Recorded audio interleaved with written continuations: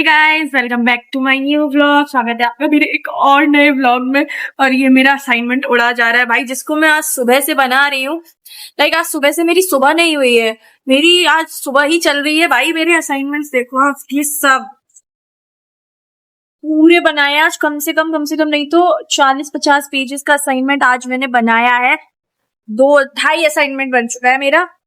इस टाइम पे बज रहे हैं शाम के 7:45। यस, अब मेरा ब्लॉग शुरू हो रहा है। आज है संडे गाइस।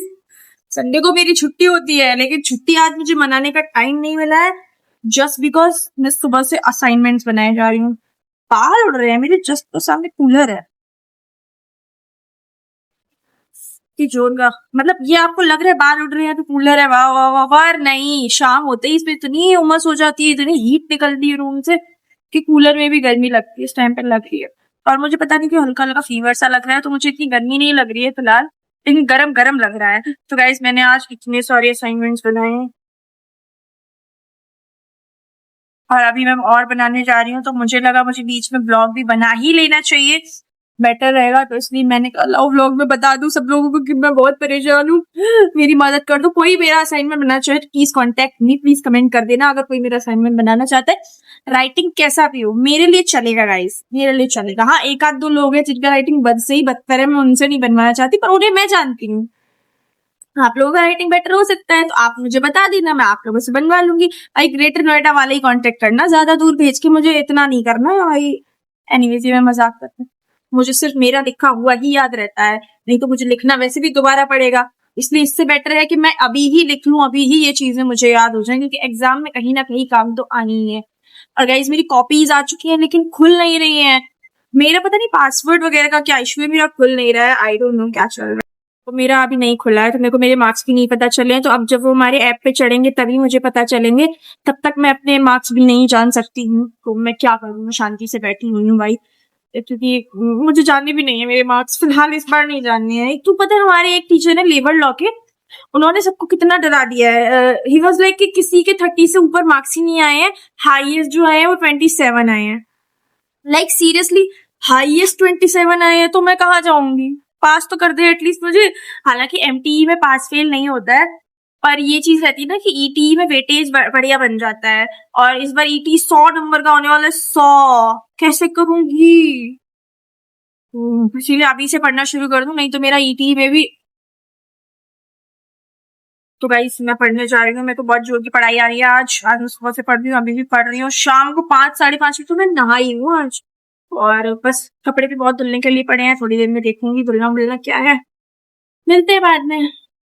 गाइस, इस टाइम पे मेरे पूरे फ्लोर पे कोई नहीं है।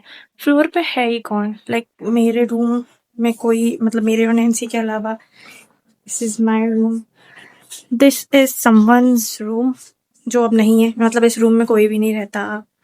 और वो रूम है आंटी का, मतलब वो अपनी बेटी के साथ रहती हैं, तो दीदी और आंटी रहती है उसमें।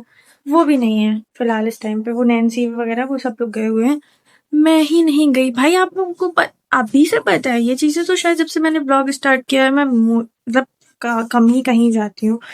देख रहे हो नैन्सी के अस्त्र वस्त्र, पता नहीं क्या क्या। ये सुबह सुबह 5 बजे उठ जाती है और फिर यही सब करती रहती है, एक्सरसाइज वगैरह। मेरे से तो नहीं होता भाई साहब। जबकि डॉक्टर ने मेरे को वॉक करने के लिए बताया, मतलब नॉर्मल वॉक, कि पैर थोड़ा मूवमेंट में आ जाए, पर मैं वो भी नहीं करती। मेरे से नॉर्मली नहीं चला जाता, मैं वो क्या करूँ भाई। तो मैं थोड़ी देर में सोच रही हूँ खाना ले आऊँ, क्योंकि मुझे भूख लग रही है। फिलहाल बज रहे 8:15, बहुत देर से असाइनमेंट लिख रही थी तब से ही। आज तो सुबह से लिख ही रही हूँ, तो मेरा ये तो बोल ही नहीं, ये तो बोलना ही नहीं पड़ेगा मुझे, क्योंकि मैं बहुत लिख चुकी हूँ। आज मेरे ये हाथ दर्द कर रहा है भाई साहब, बहुत ज्यादा। लगभग 50 पेजेस लिख चुकी होंगी मैं अभी तक। ठीक है, फिर मैं खाना लेके आती हूँ।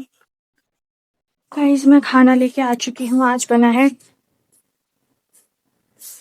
पनीर।